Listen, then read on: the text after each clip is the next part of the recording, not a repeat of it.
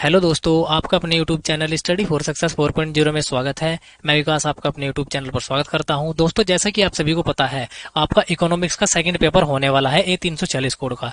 और दोस्तों, ये जो वीडियो है आपकी मास्टर वीडियो है, चारों की चारों यूनिट की बिल्कुल एकदम क्रीम वीडियो है। दोस्तों, ये वीडियो कल आने वाली थी। मैं आपसे हाथ जोड़कर रिक्वेस्ट करता हूँ, क्योंकि ये वीडियो कल नहीं आ पाई। इसका भी एक कारण है, जो भी हमारे सहारनपुर एरिया के छात्र होंगे उन सभी को पता होगा कि हमारे यहाँ पर सांप्रदायिकता जो दंगे हैं वो भड़क चुके हैं। तो सरकार ने हमारे यहाँ की इंटरनेट की सुविधा बंद कर दिया है। और भाई, ये मैं जो वीडियो है ये मुजफ्फरनगर से रिकॉर्ड कर रहा हूँ अपने दोस्त के यहाँ पे आके। तो दोस्तों, ये जो मेहनत है सभी आप ही के लिए की जा रही है। तो यार, वीडियो को लाइक कर देना और चैनल पर पहली बार है तो चैनल को सब्सक्राइब कर देना दोस्तों, क्योंकि इतनी मेहनत आप ही के लिए की जा रही है। दोस्तों, बहुत ज्यादा इन्फॉर्मेटिव वीडियो है, आप सभी के लिए ही मैं यहाँ पर आया हूँ कि ताकि आपको कोई दिक्कत ना हो। मुझे पता है आप सभी बहुत बेसब्री से वीडियो का इंतजार कर रहे होंगे। तो दोस्तों, चलिए इस वीडियो को अब हम आगे बढ़ाते हैं। देखिए, जो हमारा पहला क्वेश्चन है, विकास माननीय प्रयत्नों का परिणाम है, यह कथन किसका है? देखिए दोस्त, ये कथन है लुईस का। किसका है? लुईस का कथन है। चलिए दोस्त, नेक्स्ट क्वेश्चन की ओर बढ़ते हैं। आर्थिक विकास प्रति व्यक्ति वस्तुओं के उत्पादन में निरंतर वृद्धि है, यह कथन किसका है? यह कथन है पॉल बरान का। इंपोर्टेंट क्वेश्चन है, याद रखेंगे। चलिए दोस्त, नेक्स्ट क्वेश्चन की ओर बढ़ते हैं। आर्थिक विकास की प्रकृति मूलतः है, जो हमारा आर्थिक विकास होता है दोस्त वो होता है प्रायोगिक। कैसा होता है? प्रायोगिक होता है हमारा आर्थिक विकास। चलिए दोस्त, नेक्स्ट क्वेश्चन की ओर बढ़ते हैं।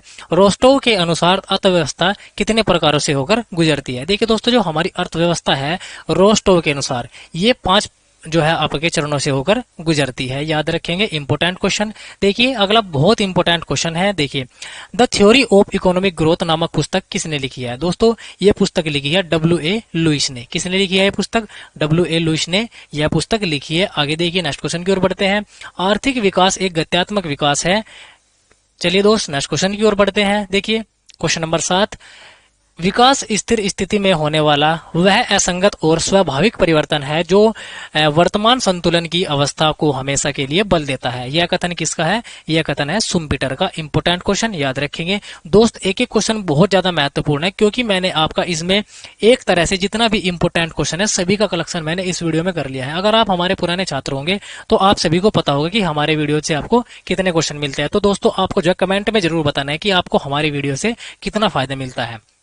देखिए दोस्त, प्रोफेसर कुजनेट्स ने आर्थिक विकास को मापने के लिए कौन सा तरीका बताया है? यह बताया है राष्ट्रीय आय का तरीका। किसने? प्रोफेसर कुजनेट्स ने। चलिए दोस्त, नेक्स्ट क्वेश्चन की ओर बढ़ते हैं। प्रोफेसर जैकब वाइनर के अनुसार विकास का मापदंड क्या है? यह है आपका प्रति व्यक्ति आय। आगे देखिए, विकसित देशों में बेरोजगारी का स्वरूप। बहुत ज्यादा इंपोर्टेंट क्वेश्चन है, पिछली बार भी एग्जाम में आया था। तो कैसी होती है विकसित देशों में बेरोजगारी? ये होती है चक्रीय होती है। चलिए दोस्त, आगे बढ़ेंगे। असंतुलित विकास की व्यूह रचना की अवधारणा प्रमुख रूप से किस अर्थशास्त्री ने प्रतिपादित की है? ये की है शुम्पीटर ने। किसने की है? शुम्पीटर ने की है। आगे देखिए, विकासशील देशों की अर्थव्यवस्था कैसी होती है? इंपोर्टेंट क्वेश्चन बहुत ज्यादा होती है त्रिकोणमिति। कैसी होती है विकासशील देशों की अर्थव्यवस्था? त्रिकोणीय होती है। चलिए दोस्त, नेक्स्ट क्वेश्चन की ओर बढ़ते हैं।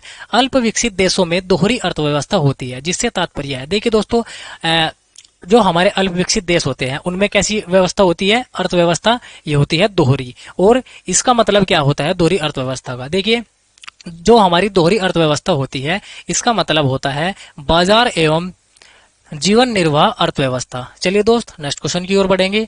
Problem of capital formation in under development countries पुस्तक के लेखक कौन है? बहुत ज्यादा इंपोर्टेंट क्वेश्चन है, पूछा जा सकता है। यह है आपके रेगनर नर्क से इस पुस्तक के लेखक। इंपोर्टेंट, याद रखेंगे। चलिए दोस्त, नेक्स्ट क्वेश्चन की ओर बढ़ते हैं। अल्प विकसित अर्थव्यवस्था में निर्यात तथा आयात के संदर्भ में कौन सा घटक है? ये होता है आपका कच्चे माल का निर्यात। जो हमारे अल्प विकसित देश होते हैं वो क्या करते हैं? कच्चे माल का निर्यात करते हैं, यानी कि कच्चे माल को जो है बेच देते हैं। चलिए दोस्त, नेक्स्ट क्वेश्चन की ओर बढ़ते हैं। विकासशील देशों में किस प्रकार की बेरोजगारी पाई जाती है? बहुत ज्यादा इंपोर्टेंट क्वेश्चन है। विकासशील देशों में जो है अदृश्य बेरोजगारी पाई जाती है। चलिए दोस्त, नेक्स्ट क्वेश्चन की ओर बढ़ते हैं। मांग पक्ष की ओर निर्धनता के कुचक्र उत्पन्न होने का प्रमुख कारण क्या है? सीमित मांग है। कैसा है? सीमित मांग इसका एक प्रमुख कारण है। चलिए दोस्त आगे बढ़ेंगे। जब अर्थव्यवस्था में कुछ चुने हुए क्षेत्रों में निवेशित किया जाता है तो उसे क्या कहा जाता है? असंतुलित विकास उसको कहा जाएगा। आगे देखिए दोस्त, आर्थिक विकास की दर शून्य होने का अर्थ क्या होता है? राष्ट्रीय आय में वृद्धि न होना। यदि किसी देश की आर्थिक विकास की दर जो है वो शून्य हो जाती है तो उसका मतलब क्या हो जाएगा? उसका मतलब होगा कि उसकी राष्ट्रीय आय में कोई वृद्धि नहीं हुई है। चलिए दोस्त नेक्स्ट क्वेश्चन की ओर बढ़ते हैं। क्वेश्चन नंबर 20, वर्तमान समय में विकासशील देशों की जनसंख्या वृद्धि की ऊंची दर होने का क्या कारण है? यह है आपका ऊंची जन्म दर के साथ निम्न मृत्यु दर। चलिए दोस्त आगे बढ़ेंगे। यदि S बटे V बराबर क्या होता है? शोषण की दर हो तथा C बटे V पूंजी की संरचना हो तो मार्क्स के अनुसार दर क्या होगी? देखिए दोस्त इंपोर्टेंट फॉर्मूला है, पूछा जा सकता है। ये होगा आपका दर क्या होगी? R बराबर S बटे V upon 1 plus C upon V। चलिए दोस्त आगे बढ़ेंगे।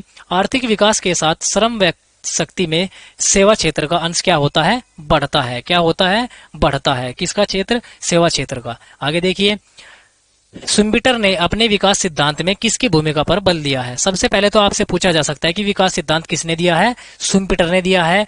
और इस सिद्धांत में उसने किस भूमिका पर बल दिया है? ये दिया है उद्यमी पर या उपकर्मी पर। उद्यमी या उपकर्मी भी एक ही को कहते हैं। इंपोर्टेंट याद रखेंगे, कंफ्यूज नहीं होना है। आगे देखिए, most important question, Harold Domar model का विस्तृत रूप है। देखिए जो आपका हैरोल्ड डोमर मॉडल है ये किसका विस्तृत रूप है? ये है जेएम किन्स मॉडल का। जेएम किन्स का जो मॉडल है उसका जो विस्तार है वो क्या है? हैरोल्ड डोमर मॉडल है। आगे देखिए दोस्त, हैरोल्ड डोमर मॉडल का सिद्धांत क्या है? दीर्घकालीन है। बहुत ज्यादा पूछा जाने वाला क्वेश्चन, याद रखेंगे। चलिए दोस्त आगे बढ़ेंगे। हैरोल्ड का सिद्धांत आधारित है। देखिए दोस्त, जो हैरोल्ड का सिद्धांत है वो गुणक एवं त्वरक दोनों पर आधारित है। आगे देखिए, हैरोल्ड की मान्यता अनुसार पूंजी गुणांक क्या होता है? स्थिर होता है, याद रखेंगे। चलिए भाई आगे बढ़ेंगे। डोमर ने अपने मॉडल में प्रयोग किया है। देखिए डोमर ने अपने मॉडल में क्या प्रयोग किया है? पूंजी उत्पाद अनुपात एवं गुणक के व्युत्क्रम को। बहुत ज्यादा पूछा जाने वाला क्वेश्चन। आगे देखिए, विकास अर्थव्यवस्था में द्वैतवाद से अभिप्राय क्या है? देखिए जो आपका विकास अर्थव्यवस्था है उसमें द्वैतवाद से क्या अभिप्राय होता है? आधुनिक तथा पारंपरिक क्षेत्रों का सह अस्तित्व। आगे देखिए दोस्त आगे बढ़ेंगे। द्वैत अर्थव्यवस्था का मॉडल किसने दिया है? बहुत ज्यादा इंपोर्टेंट क्वेश्चन है। आगे देखिए, द्वैत अर्थव्यवस्था का जो मॉडल है वो किसने दिया है? W.A. लुईस ने दिया है। बहुत ज्यादा इंपोर्टेंट। आगे देखिए, सामाजिक द्वैतवाद का सिद्धांत किसने दिया है? देखिए जो अगर आपसे पूछ लिया जाए द्वैत अर्थव्यवस्था का सिद्धांत किसने दिया है? लुईस ने दिया है। और अगर आपसे पूछ लिया जाए सामाजिक द्वैतवाद का सिद्धांत किसने दिया है? J.H. बुके ने दिया है। अलग अलग क्वेश्चन है दोनों, इंपोर्टेंट, याद रखेंगे। आगे देखिए, किस सिद्धांत सामाजिक द्वैतवाद है? देखिए किसका सिद्धांत जो है आपका सामाजिक द्वैतवाद है? ये है आपका बोएके का। और आपसे क्वेश्चन पूछा जा सकता है कि बोएके ने कितनी प्रकार की बेरोजगारी को बताया है? इसमें ये बताया है 5 प्रकार की बेरोजगारी को। और समाज को कितने प्रकार से बताया है? 3 प्रकार से बताया है। तीनों क्वेश्चन इंपोर्टेंट हैं, आपको याद रखने हैं कि किसका सिद्धांत सामाजिक द्वैतवाद है? ये है आपका बोएके का। और बोएके ने जो है बेरोजगारी कितने प्रकार की बताई है? 5 प्रकार की बताई है। और समाज 3 प्रकार के बताए हैं। आगे देखिए नेक्स्ट क्वेश्चन की ओर बढ़ते हैं। द्वैतवाद के प्रमुख सिद्धांत हैं। द्वैतवाद के कितने सिद्धांत हैं आपके? 2 हैं। आगे देखिए, लुईस ने पूंजी निर्माण का निर्धारक तत्व क्या माना है? ये माना है पूंजी बचत और बैंकों को। किसको माना है? पूंजी बचत और बैंकों को माना है। आपको दोनों को जो है आपको अलग अलग ऑप्शन में भी देखने को मिल जाएंगे, तो आपको लगाना है दोनों, ए और बी दोनों। ठीक है, याद रखेंगे। आगे बढ़ेंगे। लुईस ने अर्थव्यवस्था को कितने भागों में बांटा है? देखिए लुईस ने जो है अर्थव्यवस्था को 2 भागों में बांटा है। कितने में? 2 भागों में बांटा है, याद रखेंगे। अर्धविकसित देशों में साख निर्माण का कार्य कौन करते हैं? बहुत ज्यादा महत्वपूर्ण है, ये करते हैं बैंक। आगे देखिए, आर्थर लुईस को कौन सा पुरस्कार मिला है? बहुत ज्यादा इंपॉर्टेंट क्वेश्चन। आर्थर लुईस को मिला है आपका नोबेल पुरस्कार। चलिए आगे बढ़ेंगे दोस्त। प्रबल प्रयास का सिद्धांत किसने प्रतिपादित किया था? देखिए प्रबल प्रयास का सिद्धांत दिया था आपका रोजेस्टिन रोडान ने। किसने दिया है? रोजेस्टिन रोडान ने दिया है। आगे देखिए दोस्त नेक्स्ट क्वेश्चन की ओर बढ़ते हैं। रोडान के बड़े धक्के का सिद्धांत का आधार क्या है? यह है बाह्य बचतों को प्राप्त करना। आगे देखिए दोस्त आगे बढ़ेंगे। बिग पुश सिद्धांत के अनुसार निजी विनियोग को संभव करने के लिए क्या करना चाहिए? ये करना चाहिए पूरक विनियोग। क्या करना चाहिए? पूरक विनियोग करना चाहिए। दोस्तों मुझे पता है आपके पेपर में बहुत कम टाइम बचा है, तो दोस्त मैं भी मजबूर था, तो इसलिए मुझे जो है माफ कर देना। फिर भी मैंने जितनी भी कोशिश करी है आप ही के लिए करी है, क्योंकि मैं बहुत दूर यहाँ पर चल के आया हूँ। आपको पता है मैं सहारनपुर का हूँ और मैं यहाँ पर मुजफ्फरनगर आपके लिए ही स्पेशल आया हूँ, ताकि आपका कोई भी नुकसान ना हो। तो आपको करना क्या है, यहाँ पर एक बार तो वीडियो को देख लेना है, एक बार आपको जो है क्या करना है, आपको टेलीग्राम से इसकी पीडीएफ डाउनलोड कर लेनी है और आपको पीडीएफ भी पढ़ लेनी है और थोड़ा वीडियो भी स्लो फास्ट करके आप देख सकते हैं, तो आपका रिवाइज अच्छे तरीके से हो जाएगा। चलिए दोस्त आगे देखेंगे। किस अर्थशास्त्री का संबंध बड़े धक्के के विचारक से नहीं है? किससे है? नहीं है। यहाँ पर दिया है बड़े धक्के से जो संबंधित नहीं है वे है आपके लुईस। कौन नहीं है? लुईस नहीं है। आगे देखिए, लिबिस्टनीज के एक ही समान विचार में से किस अर्थशास्त्री ने दिए हैं? ये दिए हैं लेंसल ने। किसने दिए हैं? नेल्सन ने दिए हैं। आगे देखिए, लिबिस्टनीज के अनुसार विकास के कौन कौन से कारणों का परिणाम विकास की दशाओं को पैदा करता है? ये धनात्मक योग प्रेक्षणों का। आगे देखिए दोस्त, नेक्स्ट क्वेश्चन की ओर बढ़ते हैं। न्यूनतम प्रबल प्रयास सिद्धांत किसने दिया है? बहुत ज्यादा इंपोर्टेंट क्वेश्चन, ये दिया है आपका हार्वे लिबिस्टनीज ने। चलिए आगे बढ़ेंगे दोस्त। संस्कृति की जड़ता जन्म देती है। देखिए, जो संस्कृति की जड़ता है वो किसको जन्म देती है? आर्थिक जड़ता को जन्म देती है। आगे देखिए, नेल्सन मॉडल की अर्थशास्त्री के विचारों से मेल खाता है। देखिए, जो आपका नेल्सन मॉडल है वो किस अर्थशास्त्री के विचारों से मेल खाता है? किसके जैसा है? ये है मार्शल के जैसा। आगे देखिए दोस्त, विकास में समय तरीका योग है जनसंख्या वृद्धि तथा किसका? प्रति व्यक्ति उत्पाद वृद्धि का। बहुत ज्यादा इंपॉर्टेंट क्वेश्चन पूछा जा सकता है। आगे देखिए, अल्प विकसित देश का आयात निम्न वस्तुओं का करते हैं। देखिए, ये क्वेश्चन ऊपर भी आया है कि अल्प विकसित देश किसका आयात करते हैं? कच्चे माल का आयात करते हैं। आगे देखिए, इंपोर्टेंट क्वेश्चन की ओर बढ़ते हैं। असंतुलित विकास की विचारधारा के प्रतिपादक कौन थे? असंतुलित विकास की जो विचारधारा है ये दी थी हर्समैन ने। किसने दी थी? हर्समैन ने दी थी। आगे देखिए, किसी देश की पूंजी निर्माण का आधार क्या होता है? देखिए, जो हमारा देश होता है कोई भी, उसकी अगर पूंजी निर्माण की बात करें तो उसका आधार क्या होता है? बचत करना होता है। उसे कम से कम खर्च करना चाहिए और बचत ज्यादा से ज्यादा करनी चाहिए। आगे देखिए, कीमत दृढ़ता निम्न अवस्था की द्योतक है। देखिए, जो कीमत दृढ़ता होती है किसकी द्योतक है? ये है आपकी बाजार की अपूर्णता की। आगे देखिए दोस्त, आगे बढ़ेंगे। बहुत ज्यादा important question, the problem of capital formation in an under development economy के लेखक कौन है? ये पुस्तक आपके लिखी गई है प्रोफेसर नरकसे के द्वारा। जितनी भी पुस्तक मैंने इसमें लिखी है बहुत ज्यादा इंपॉर्टेंट पुस्तक है, तो ध्यान से इनको याद रखना है। आगे देखिए, the studies of economic growth किसकी रचना है? बहुत ज्यादा इंपॉर्टेंट क्वेश्चन पूछा जाता है। ये है आपकी प्रोफेसर रोस्टोव की। और दोस्तों, जो आपकी ये पुस्तक है the studies of economic growth, इसमें अवस्थाएं कितने प्रकार की बताई गई है? क्वेश्चन ये भी पूछा जाता है। तो इसमें अवस्थाएं जो है 5 प्रकार की बताई गई है। और क्वेश्चन ये भी पूछा गया है कि ये जो पुस्तक है ये कब प्रकाशित हुई थी? तो याद रखना है 1960 में ये पुस्तक प्रकाशित हुई थी। कौन सी? The stages of economic growth. किसकी है? ये प्रोफेसर रोस्टोव की है। बार बार मैं आपको बता रहा हूं। आगे देखिए, रोस्टोव के अनुसार भारत का आत्मस्फूर्त काल क्या है? यह है सन 1962। आगे देखिए दोस्त, आगे बढ़ेंगे। इंपोर्टेंट क्वेश्चन, रोस्टोव के अनुसार आर्थिक विकास का चक्र कितनी अवस्थाओं से गुजरता है? रोस्टोव के अनुसार जो है ये गुजरता है 4 अवस्थाओं से। आगे देखिए, अंतरराष्ट्रीय व्यापार के संबंध में देश की मौद्रिक नीति होनी चाहिए। कैसी होनी चाहिए? भिन्न होनी चाहिए। आगे देखिए, कौन सा कारक देश में विदेशी व्यापार को प्रभावित नहीं करता है? देखिए, ये क्वेश्चन पिछली बार भी पूछा गया था आपका एग्जाम में। तो आपका जो आयकर है, आयकर जो है आपका विदेशी व्यापार को प्रभावित नहीं करता है। आयकर का विदेशी व्यापार पर कोई भी फर्क नहीं पड़ता है। आगे देखिए, किसका प्रभाव अंतरराष्ट्रीय व्यापार पर नहीं पड़ता? मुद्रा इकाई का नहीं पड़ता। चलिए, श्रम विभाजन के महत्व को अंतरराष्ट्रीय व्यापार में किसने प्रस्तुत किया है? देखिए, जो आपका श्रम विभाजन है इसके महत्व को अंतरराष्ट्रीय व्यापार में जो प्रस्तुत किया है एडम स्मिथ ने किया है। बहुत ज्यादा इंपॉर्टेंट क्वेश्चन, कतई भूलना नहीं है। आगे देखिए, रिकार्डो ने अपने सिद्धांत में कितनी वस्तुओं का विश्लेषण किया है? ये किया है 2 वस्तुओं का। आगे देख, नेक्स्ट क्वेश्चन की ओर बढ़ेंगे दोस्त। रिकार्डो के सिद्धांत में उत्पादन लागत का मापन किया गया है। ये किया गया है श्रम घंटों में। चलिए आगे बढ़ेंगे दोस्त। तुलनात्मक सिद्धांत कितने देशों पर लागू होता है? तुलनात्मक सिद्धांत होता है 2 देशों पर लागू। किस पर होता है? 2 देशों पर लागू होता है। चलिए आगे बढ़ेंगे। हैरबलर ने किस सिद्धांत को प्रतिपादित किया था? बहुत ज्यादा इंपॉर्टेंट क्वेश्चन है। हैरबलर ने जो है आपका अवसर लागत सिद्धांत दिया था। आपसे पूछा जा सकता है कि अवसर लागत सिद्धांत किसने प्रतिपादित किया है? हैरबलर ने। चलिए दोस्त आगे बढ़ेंगे। अवसर लागत सिद्धांत में वस्तुओं की पूर्ति होती है। देखिए, अवसर लागत सिद्धांत में वस्तुओं की पूर्ति स्थिर होती है। आगे आएंगे दोस्त, इंपोर्टेंट क्वेश्चन की ओर बढ़ते हैं। अवसर लागत सिद्धांत किस कारण से तुलनात्मक लागत सिद्धांत से श्रेष्ठ माना गया है? यह माना गया है उत्पादक लागत की तीनों स्थितियों में। चलिए दोस्त आगे बढ़ेंगे, क्वेश्चन नंबर 66 की ओर बढ़ते हैं। रिकार्डो ने अपने सिद्धांत में दो वस्तुओं के विनिमय को किस रूप में व्यक्त किया है? ये किया है आपका गुणात्मक पक्ष में। दोस्तों आपको वीडियो के एंड में जरूर बताना है कि आपको हमारी मेहनत कैसी लगती है, क्योंकि हम जो भी मेहनत करते हैं यही सोचकर करते हैं कि आपको ज्यादा से ज्यादा क्वेश्चन हमारी वीडियो से देखने को मिले, और ऐसा जरूर होता है। तो आपको ध्यान से पढ़ना है, बिल्कुल बहुत ज्यादा जो है आपके लिए इंफॉर्मेटिव है। आपको इस वीडियो की वैल्यू जो है आपको एग्जाम के बाद पता चल जाएगी, ठीक है। और अगर आप इसकी पीडीएफ चाहते हैं, पीडीएफ के लिए भी मैं आपको टेलीग्राम की लिंक जो है डिस्क्रिप्शन में दे दूंगा, वहां से जाकर आपको ज्वाइन कर लेना है। अगर आपको कोई भी दिक्कत होता है आप नीचे कमेंट कीजिए, और अगर कमेंट में आपका रिप्लाई नहीं दे पाता हूं तो आप मुझे इंस्टाग्राम पर भी मैसेज कर सकते हैं, आईडी आपको डिस्क्रिप्शन में दे दूंगा भाई। आगे देखिए, किस अर्थशास्त्री ने एक तत्वीय तथा द्वितत्वीय व्यापार की शर्तों की व्याख्या की है? जेकब वाइनर ने करी है, इंपोर्टेंट। आगे देखेंगे, वर्तमान में व्यापार की शर्तों का प्रयोग मुख्य रूप से किसके अंतर्गत किया जाता है? अंतरराष्ट्रीय व्यापार के अंतर्गत किया जाता है। किसका? व्यापार की शर्तों का प्रयोग। आगे देखिए दोस्त आगे बढ़ेंगे, शिशु उद्योग तर्क को सर्वप्रथम किस सन में प्रस्तुत किया? बहुत ज्यादा इंपोर्टेंट क्वेश्चन। शिशु उद्योग तर्क आया था 1871 में। आगे देखिए, संरक्षण के सिद्धांत का प्रतिपादन किसने किया है? Important question.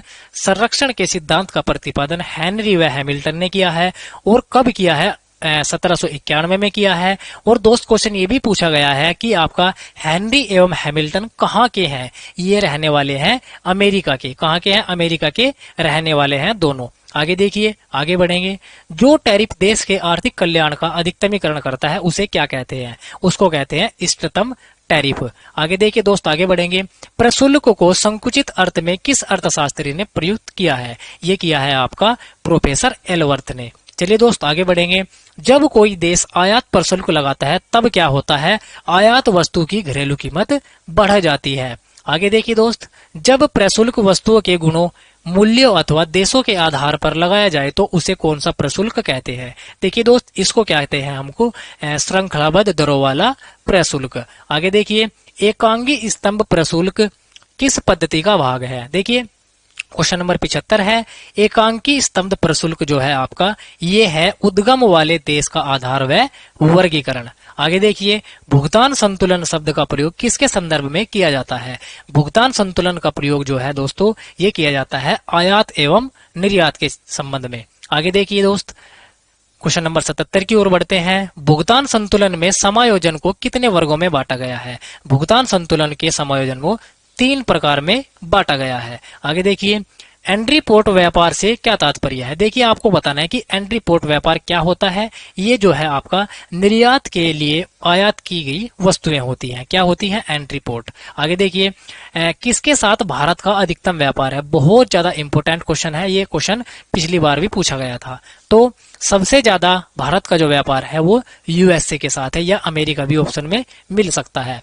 आगे देखिए, भारत में सर्वाधिक आयात होता है। देखिए भारत में जो सबसे अधिक आयात होता है वो किस चीज से होता है? Organization of petroleum exporting countries, यानी कि इसको हम बोलते हैं ओपेक। क्या बोलते हैं? ओपेक हम इसको बोलते हैं। आपसे ओपेक की फुल फॉर्म भी पूछी जा सकती है, तो याद रखेंगे। आगे देखिए, क्वेश्चन नंबर 81, भारत में विशेष आर्थिक जोन SEZ हम इसको बोलते हैं की स्थापना किस देश की तर्ज पर की गई है? देखिए जो हमारा SEZ है इसकी स्थापना भारत में अमेरिका की तर्ज पर की गई है। आगे देखिए दोस्त, नेक्स्ट क्वेश्चन की ओर बढ़ते हैं, भारत में निजी क्षेत्र में पहला निर्यात प्रोसेसिंग क्षेत्र EPZ जिसको हम बोलते हैं कहाँ स्थापित किया गया था? देखिए जो आपका भारत में निजी क्षेत्र का पहला निर्यातक प्रोसेसिंग क्षेत्र है ये सूरत में स्थापित किया गया था। आगे देखिए दोस्त, आगे बढ़ते हैं, विश्व व्यापार संगठन की स्थापना कब हुई थी? देखिए दोस्त, जो आपका विश्व व्यापार संगठन है इसको हम बोलते हैं WTO। क्या बोलते हैं? WTO, और इसकी फुल फॉर्म होती है वर्ल्ड ट्रेड ऑर्गेनाइजेशन। ये भी पूछी जा सकती है। वर्ल्ड ट्रेड ऑर्गेनाइजेशन की जो स्थापना है वो हुई थी 1955 में। और दोस्तों आपको कमेंट में बताना है कि इसका हेडक्वार्टर कहां पर है। आगे देखिए, नेक्स्ट क्वेश्चन की ओर बढ़ते हैं, गाट कब लागू हुआ? देखिए दोस्त, जो आपका गैट होता है ये कब लागू हुआ था? ये लागू हुआ था जनवरी 1948 में। कब लागू हुआ था? जनवरी 1948 में लागू हुआ था। आगे देखिए, सबसे अधिक प्रिय राष्ट्र का सिद्धांत किस संगठन से संबंधित है? ये है आपका गाट से, क्योंकि जो आपके सबसे अधिक प्रिय राष्ट्र है, ये सिद्धांत किसने दिया है? गाट ने दिया है। और आपसे पूछी जा सकती है कि गाट की स्थापना मैंने आपको बता दी 1948 में हुई थी, और इसकी फुल फॉर्म क्या होती है? General agreement on tariff and क्या है? ट्रेड। याद रखेंगे, इंपोर्टेंट है। आगे देखिए, गाट के उरुग्वे दौर का परिणाम क्या था? देखिए, जो आपका गाट है, इसका उरुग्वे में एक दौरा हुआ था, तो वहां पर क्या हुआ था? गाट के स्थान पर क्या हुआ था? WTO की स्थापना कर दी गई थी, वर्ल्ड ट्रेड ऑर्गेनाइजेशन को स्थापित कर दिया था। और ये कब हुआ था? 1995 में हुआ था, मैंने आपको ऊपर बताया है। आगे देखिए दोस्त, आगे बढ़ते हैं क्वेश्चन नंबर 87 की ओर। सॉरी, अंतरराष्ट्रीय वित्त निगम IMF, इसको बोलते हैं इंटरनेशनल मॉनेटरी फंड। याद रखेंगे, ये भी फुल फॉर्म पूछी जा सकती है। तो IMF की फुल फॉर्म क्या होती है? International monetary fund. का उद्देश्य क्या है? इंटरनेशनल मॉनेटरी फंड का उद्देश्य क्या होता है? विकासशील देशों में निजी उद्योगों के बिना गारंटी धन की व्यवस्था करना। बिना गारंटी के विकासशील देशों के लिए, उद्योगों के लिए जो है धन की व्यवस्था करना, ये इंटरनेशनल मॉनेटरी फंड का उद्देश्य है। आगे देखिए दोस्त, इंपोर्टेंट क्वेश्चन की ओर बढ़ते हैं। विश्व बैंक समूह में कौन सा संगठन सम्मिलित नहीं है? देखिए, जो आपका वर्ल्ड बैंक है, वर्ल्ड बैंक में IMF सम्मिलित नहीं है। IMF उसको इसमें काउंट नहीं किया जा सकता। आगे देखिए दोस्त, नेक्स्ट क्वेश्चन की ओर बढ़ते हैं।